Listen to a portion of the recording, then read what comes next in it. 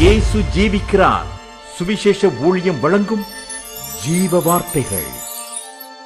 கிறிஸ்துவுக்குள் பிரியமானவர்களே, ஆண்டவராகிய இயேசு கிறிஸ்து நாமத்தில் உங்களை யாவரையும் அன்போடு வாழ்த்தி வரவேற்கிறோம். இயேசு ஜீவிக்கிறார் ஊழியத்தின் சார்பாக ஜீவ வார்த்தைகள் நிகழ்ச்சி வந்து உங்களை கர்த்தர் ஆசீர்வதிப்பாராக. உங்கள் யாவருக்கும் அன்பான உயிர்த்தெழுந்த இயேசு கிறிஸ்து நாமத்தில் வாழ்த்துதலை தெரிவித்துக் கொள்கிறேன். இந்த நாளிலும் தேவன் நமக்கு தருகிற வார்த்தையை நான் வாசிக்கிறேன். ஜெபத்துடன் கேளுங்கள். வெளிப்படுத்தல் 1 அதிகாரம் 18 வசனம். வெளிப்படுத்தல் 1:18. மரித்தேன், ஆனாலும் இதோ சதா காலங்களின் உயிரோடு இருக்கிறேன். மரணத்திற்கும் பாதாளத்துக்கும் உரிய திறவுகோல்களை உடையவராயிருக்கிறேன் என்று சொல்லி ஆண்டுடைய வார்த்தை சொல்வதை பார்க்கிறோம். திறவுகோல் என்றால் கீ அல்லது சாவி என்பது நமக்கு தெரியும். மரித்தேன், ஆனால் இதோ சதாகாலின் உயிரோடு இருக்கிறேன் சொன்னுடைய கரங்களில் என்ன இருக்கிறது? திறவுகோல்கள் இருக்கிறது. அப்போ அந்த வார்த்தையின் அனுபவத்தில் திறவுகோல் வைத்திருக்கிறார் என்றால் ஏதோ அடைக்கப்பட்டிருக்க ஒன்றை திறக்க வேண்டும், மூடி இருக்கிற ஒன்றை, பூட்டி இருக்கிற ஒன்றை திறக்க வேண்டும். அதுக்கு தான் திறவுகோல். அப்படியெல்லாம் ஆண்டுடைய கரங்களிலே, உயிர்த்தெழுந்த இயேசுவின் கரங்களிலே திறவுகோல் இருக்கிறது என்று சொல்லப்பட்டிருக்கிறது. இந்த நாளிலும் அதை குறித்து தான் சில வார்த்தைகளை நம்ம சிந்திக்க போகிறோம். ஆண்டவர் உயிர்த்தெழுந்த இயேசு இந்த திறவுகோல்களை எங்கே பயன்படுத்தியிருக்கிறார், அதை பயன்படுத்துவதற்கு அவர் தெரிந்து கொண்டிருக்கிற அனுபவங்கள் என்ன என்பதை தான் இன்றைக்கு நாம் சிந்திக்க போகிறோம்.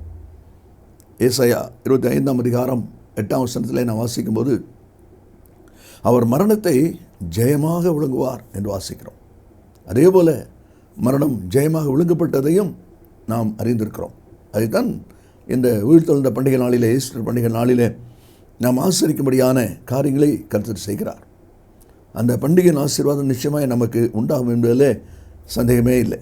அப்போஸ்தலர் 1 அதிகாரம் 11 வசனத்தை நாம் வாசிக்கும் போது அதில் சொல்லப்பட்டிருக்க வார்த்தை கவனிங்கள்.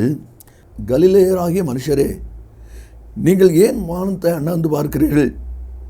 உங்களிடத்திலிருந்து வானத்துக்கு எடுத்துக்கொள்ளப்பட்ட இந்த இயேசுவானவர் எப்படி உங்கள் கண்களுக்கு முன்பாக வானத்துக்கு எழுந்தருளி போனாரோ அப்படியே மறுபடியும் வருவார். அதே வார்த்தை தான் உயிர்த்தெழுந்த பண்டிகை நாட்களிலே நிறைவேறுகிறதை நாம் அங்கே பார்க்கிறோம். ஆண்டவர் திறவுகோல்களை உடையவராக இருக்கிறேன் என்று சொல்லியிருக்கிறாரே, என்ன திறவுகோல்களை அவருடைய கரங்களில் இருக்கிறது? அந்த திறவுகோல் மூலமாக அவர் செய்திருக்கிற காரியங்கள் என்ன என்பதை நான் வாசிக்கும் போது, முதலாவது மத்தேயு சுவிசேஷம் 28 அதிகாரத்தில் 2வது வசனத்தை நாம் வாசிக்கிறோம். பூமி மிகவும் அதிரும்படி கர்த்தருடைய தூதன் வானத்திலிருந்து இறங்கி வாசலில் இருந்த கல்லை புரட்டி தள்ளி அதன் மேல் உட்கார்ந்தான். முதலாவது ஆண்டவர் அந்த திறவுகளை எதற்கு பயன்படுத்துகிறார்? அடைக்கப்பட்டிருக்கிற கல் திறக்கப்படும்படியாக. ஏனென்றால் 3ஆம் நாளில் அவர் உயிர்த்தெழுந்தார். அப்போ உயிர்த்தெழுந்த இயேசு பரலோகத்துக்கு ஏறி போகிற அனுபவங்கள் ஏற்படுவதற்கு அந்த கல்லறை திறக்கப்படுகிறதை நாம் அங்கே பார்க்கிறோம். திறக்கப்பட்ட கல்லறை திறக்கப்படுகிறது. இன்றைக்கும் இஸ்ரேல் தேசத்துக்கு போகிறவர்கள் அதை பார்க்கலாம். நானும் அதை பார்க்கும்படி கர்த்தர் உதவி செய்திருக்கிறார். திறக்கப்பட்ட கல்லறை திறவுகளில் முதலாவது தூதனுடைய கரங்களில் கர்த்தர் கொடுத்து அவன் போய் அடைக்கப்பட்டிருந்த கல்லை புரட்டி தள்ளி அது மேல் உட்கார்ந்தான் என்று சொல்லி நாம் அதில் பார்க்கிறோம். அப்படியானால் அடைக்கப்பட்ட கல்லறை திறக்கப்பட்டது என்கிற அனுபவம் அதில் இருப்பதை பார்க்கிறோம். அதில் தான் தூதன் அங்கே கல்லறைக்கு சுகந்த வர்க்கமுடி வருகிறவர்களை பார்த்து சொல்லும் பொழுது 6வது வசனத்திலே, அவர் இங்கே இல்லை, தாம் சொன்னபடியே உயிர்த்தெழுந்தார். நல்ல கவனிங்க. 3ஆம் நாளிலே உயிர்த்தெழுவேன் என்று சொல்லி சீஷர்களுக்கு ஆண்டவர் சொன்னாரே, அந்த வார்த்தை நிறைவேறுதல் அது என்ன வாசிக்கிறோம்? அவர் சொன்னபடியே உயிர்த்தெழுந்தார் என்று சொல்லப்பட்டிருக்கிறது. அது மட்டுமல்ல, 7ஆம் வசனத்தில் நான் வாசிக்கிறோம், அவர் உங்களுக்கு முன்னே கலிலேயாவுக்கு போகிறார், அங்கே அவரை காண்பீர்கள். சிஷ்யரை சொல்லுங்கள், உங்களுக்கு முன்னே அவர் கலிலேயாவுக்கு போகிறார், அங்கே போனால் நீங்கள் அவர்களை பார்க்கலாம்.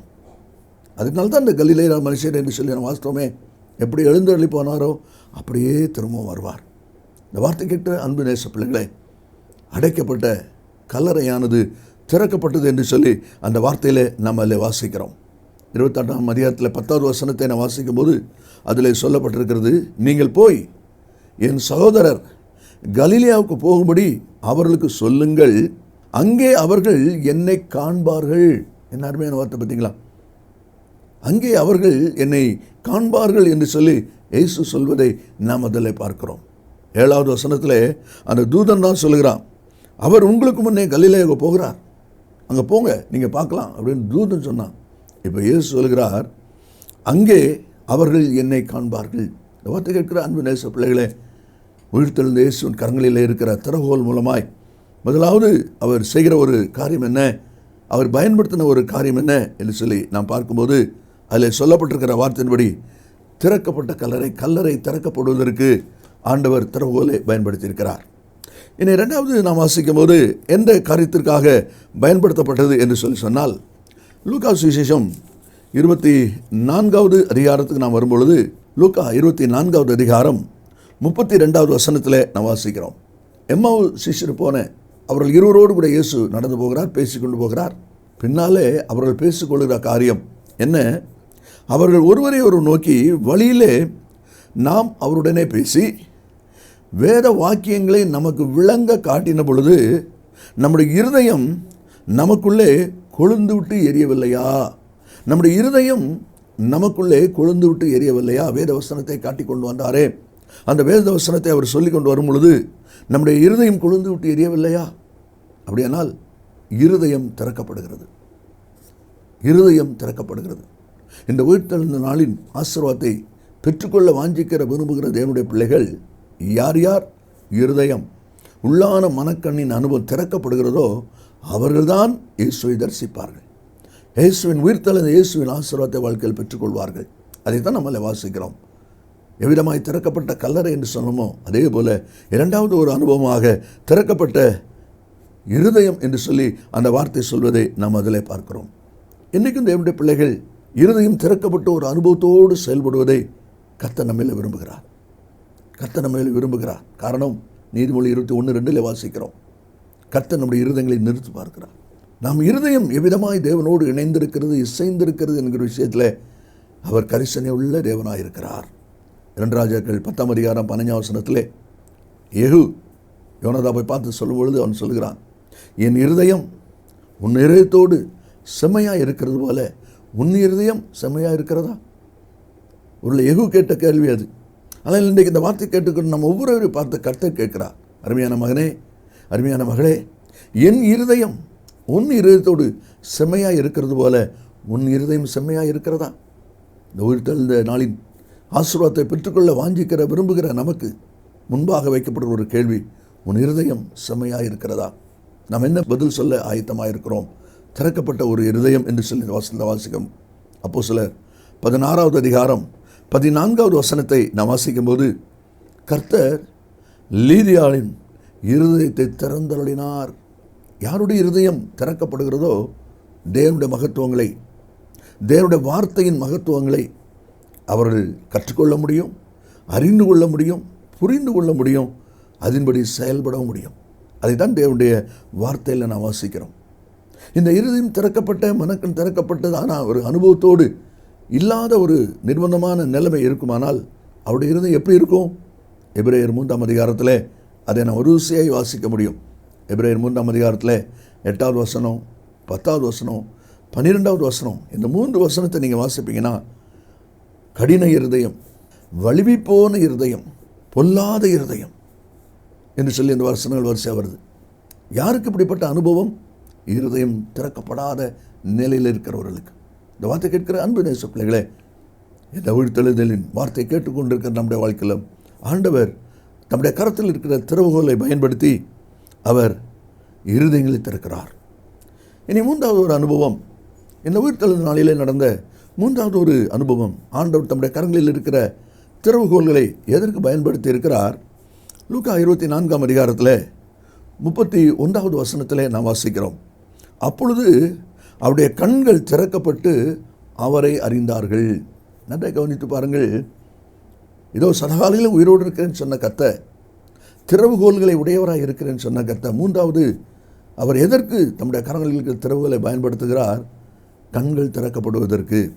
இந்த எம்மாவு என்கிற கிராமத்துக்கு போன்ற 2 சீஷர்களும் இயேசுவோடு போகிறாங்க, இயேசுவோடு பேசுகிறாங்க, இயேசு அவர்களோடு பேசுகிறார். இவர் கேள்வி கேட்குறார், அவங்க பதில் சொல்கிறாங்க, இணைந்து பிரயாணம் பண்ணுறாங்க. இதெல்லாம் ஒன்றா நடக்குது. பொழுதாயிற்று, அப்புறம் ஒரு போல காண்பித்தாரோ வீட்டுக்கு கூட்டுட்டாங்க. இதெல்லாம் நடக்குது. அதே சமயத்தில் தன்னோடு வருகிறவர், தன்னோடு பேசுகிறவர் இயேசு என்பதை அறியக்கூடாதபடி மனக்கண் குருடான ஒரு நிலையில் தான் அவள் இருக்கிறதை பார்க்கிறோம். அதுதான் இந்த வசனத்திலே சொல்லப்பட்டிருக்கிறது. அவருடைய கண்கள் திறக்கப்பட்டு அவரை அறிந்தார்கள். உடனே அவர் அவர்களுக்கு மறைந்து போனார். இந்த வார்த்தை கேட்கிற அன்பு நேச பிள்ளைகளே, மனுஷிய கண்களில் நீங்கள் வேதத்தை வாசிக்கலாம், அதை ஒரு தியானிக்கலாம். ஆனால் அதே சமயத்தில் ஆவிக்குரிய கண் திறக்கப்பட்ட ஒரு அனுபவம் இருந்தால்தான் வேதத்தின் மகத்துவத்தை நாம் அறிய முடியும். நம்முடைய வேதத்தின் மகத்துவங்களை பார்க்கும்படி என் இதய கண்களை திறந்தரலும் என்று சொல்லி நம்ம வாசிக்கிறோமே, ஜெபிக்கிறோமே. அந்த அனுபவம் அதானே இல்லை வாசிக்கிறோம். திறவுகோல்களை உடையவர் உயிர்த்தெழுந்த நாளின் ஆசீர்வாதத்தில் செய்கிற மூன்றாவது ஒரு காரியம், மனக்கண் திறக்கப்படுகிறது, உள்ளான கண்கள் திறக்கப்படுகிறது. இந்த வார்த்தை கேட்கிற நீங்களும் கூட கொஞ்சம் யோசித்து பாருங்கள். எத்தனை பேர் திறக்கப்பட்ட கண்களை உடையவர்களாக இருக்கிறீங்க? அதை தான் இந்த நாளிலே நாம் சிந்திக்கும்படி ஆண்டவர் நம்மிடத்தில் எதிர்பார்க்கிறார். ஏன் கட்டை திறக்கணும்? 2 கொரிந்தியர் 4ஆம் அதிகாரம் 4வது வசனத்தில், இப்பிரபஞ்சத்தின் தேவனானவன் அவருடைய மனக்கண்ணை குருடாக்கினான் போட்டிருக்கு. பார்த்தீங்களா? இப்பிரபஞ்சத்தின் தேவனானவன், சிலருக்கு பணாசை, சிலருக்கு பொருளாசை, சிலருக்கு மண்ணாசை, பெண்ணாசை, பொன்னாசைன்னு சொல்லி 3 விதமான ஆசைகளை குறித்து சொல்கிறோமே. இப்படிப்பட்ட உலகமும் சிற்றின்பமும் கலந்து போகிறதுனால மனக்கண்ணை இப்பிரபஞ்சத்தின் தேவனானவன் குருடாக்கிட்டான். அதனால தான் அவருடைய கண்கள் திறக்கப்படணும் என்பதை தேவனுடைய வார்த்தையில் நம்ம வாசிக்கிறோம். ஆதியாகமம் 21ஆம் அதிகாரம் 19ஆம் வசனத்தில் கர்த்தர் அவருடைய கண்களை திறந்தார். ஊற்று இருக்கிறது, ஆயத்தமாக்கப்பட்ட நன்மை இருக்குது, ஆனால் அதை காணக்கூடிய கண் அவளுக்கு இல்லை. அது திறந்த பிறகு தான் அதை காண்கிற ஒரு அனுபவம் அவளுடைய வாழ்க்கையில் வருகிறத நம்ம அதில் பார்க்குறோம். 2ஆம் 22ஆம் அதிகாரம் 3ஆம் வசனத்தில் கர்த்தர் பேலேயாமின் கண்களை திறந்தார். கழுதைக்கு தெரிது கர்த்தர் முன்னால் தடையாக நின்று கொண்டிருக்கிறான்னு சொல்லி, ஆனால் மனுஷனுக்கு தெரியலை. இப்படிப்பட்ட அநேக காரியங்கள் இன்றைக்கும் வாழ்க்கையில் மனிதன் சந்திக்கிறபடினால தான் கண்கள் திறக்கப்பட வேண்டியிருக்கு. இஸ்ரவேலை காக்கிற உறங்குமில்லை, தூங்குவதும் இல்லை, நல்லா தெரியும் எல்லாருக்கும்.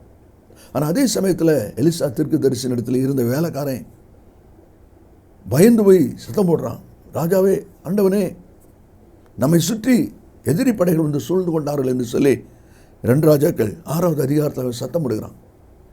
அப்போ அவன் சொல்கிறான், எலிசா, ஆண்டவரே, இவன் கண்ணை திறந்து விடுங்கப்பா. அவன் கண் திறக்கப்பட்ட பொழுது மகத்துவமான பாதுகாப்பு இருப்பதை பார்க்கிறோம்.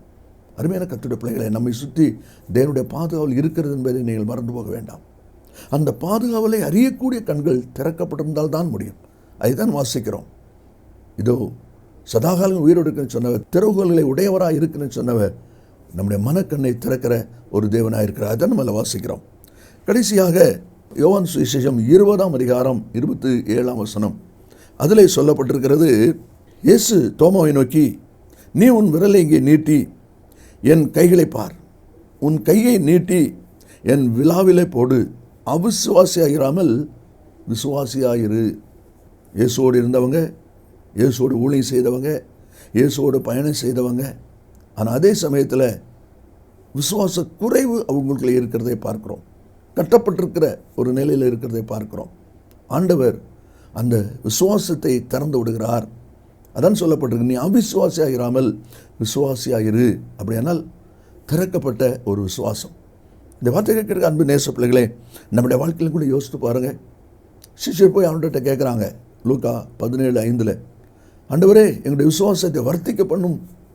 அப்படியானால் விசுவாச குறைவு அவர்களுக்கு இருக்கிறதுனால தான் அவங்க அந்த வார்த்தை சொல்வதை பார்க்குறோம். எங்களுடைய விசுவாசத்தை வர்த்திக்க பண்ணும் ஆண்டவரே என்று சொல்லி அவர்கள் கேட்கிற ஒரு அனுபவத்தை நாம் அதில் பார்க்கிறோம். இந்த வார்த்தை கேட்கிற நீங்களும் கூட பூர்வீக கிறிஸ்தவராக பல ஆண்டுகள் கர்த்தரை தேடுகிறவர்களாக, ஒருவேளை கர்த்தருக்கு ஊழியம் செய்கிறவர்களாக கூட இருக்கலாம். ரொம்ப சந்தோஷமான காரியம். ஆனால் அதே சமயத்தில் உங்களுடைய விசுவாசத்தின் அளவு எவ்விதமாக இருக்கிறது? விசுவாசத்தின் கண்கள் பூட்டப்பட்ட, அடைக்கப்பட்ட ஒரு நிலையில் இருக்குமானால் நீங்கள் தேவனுடைய ஆசீர்வாதத்தை பெற்றுக்கொள்ள கடினமான காரியம். விசுவாசம் இல்லாமல் தேவனுக்கு பிரியமாக இருப்பது கூடாத ஒரு காரியம். அப்படின்னா எந்த அளவுக்கு உங்களுடைய விசுவாசத்தின் அனுபவம் இருக்கிறது என்பதை யோசித்து பாருங்கள். அப்போஸ்தலர் புத்தகத்தில் 14ஆம் அதிகாரம் 9வது வசனத்தை நீங்கள் வாசிப்பீர்களானால் அதில் பவுல் பிரசங்கத்தை கேட்டுக்கொண்டிருந்த ஒரு சப்பானியான மனுஷனை பார்த்தோம். என்ன சொல்கிறான் பாருங்கள். பவுல் பேசுகிறதை கேட்டுக்கொண்டிருந்தான். அவனை பவுல் உற்று பார்த்து ரட்சிப்புக்கு ஏற்ற விசுவாசம் அவனுக்கு உண்டு என்று கண்டான். பார்த்தீங்களா? ரட்சிப்புக்கு ஏற்ற விசுவாசம் அவனுக்கு உண்டு என்று சொன்னான். அதனால தான் யோவான் தன்னுடைய நிருபத்தில் எழுதும்போது 1 யோவான் 5:4 நம்முடைய விசுவாசமே உலகத்தை ஜெயிக்கிற ஜெயம். இந்த வார்த்தையில் கேட்கிற அன்பு தேச பிள்ளைகளே, ஆண்டவர் சொல்லியிருக்கிறார், உயிர்த்தெழுந்த இயேசு, மரித்தேன் ஆனால் இதோ சதாகாலங்களின் ஜீவனோடு இருக்கிறேன், உயிரோடு இருக்கிறேன் சொன்னவர் மரணத்துக்கும் பாதாளத்துக்கும் உடைய திறவுகோல் உடையவராயிருக்கிறேன். எதற்கு அவர் கையில் திறவுகோல் இருக்கிறது? எதற்கு பயன்படுத்துகிறார்? கல்லறை திறக்கப்படுவதற்காக, இருதயம் திறக்கப்படுவதற்காக, மனக்கண் திறக்கப்படுவதற்காக, விசுவாசம் திறக்கப்படுவதற்காக. இந்த அனுபவங்கள் உடைய வாழ்க்கையில் திறக்கப்பட்டிருக்கிறதா? இந்த உயிர்த்தெழுந்த நாளிலே ஆண்டவருடைய கருத்தில் அர்ப்பணிப்போம், தேவனுடைய ஆசீர்வாதத்தை பெற்றுக்கொள்வோம். கர்த்தர் நம்மை ஆசீர்வதிப்பாராக. நாம் ஜெபிப்போமா? இயேசு சீக்கிரம் வரப்போகிறார். நல்ல பிதாவே, நன்றியோடு துதிக்கிறோம். உங்களுடைய வார்த்தை ஆமென்றும் ஆமெனும் இருப்பதற்காக ஸ்தோத்திரம். இந்த வார்த்தையை கேட்டிருக்கிற ஒவ்வொருவரும் உயிர்த்தெழுந்த இயேசு கிறிஸ்துவின் கரங்களில் உள்ள திறவுகோல் மூலமாய் திறக்கப்பட்ட ஒரு அனுபவத்தோடு ஜீவிக்க செயல்பட உதவி செய். ரட்சகர் இயேசுவின் நாமத்தில் பிதாவே, ஆமென், ஆமென். கர்த்தர் உங்களை ஆசீர்வதிப்பாராக. ஆமென்.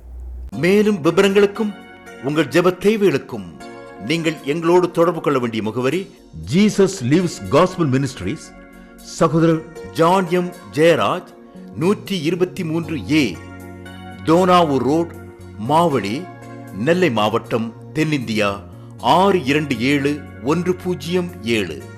செல்போன் 9443113292.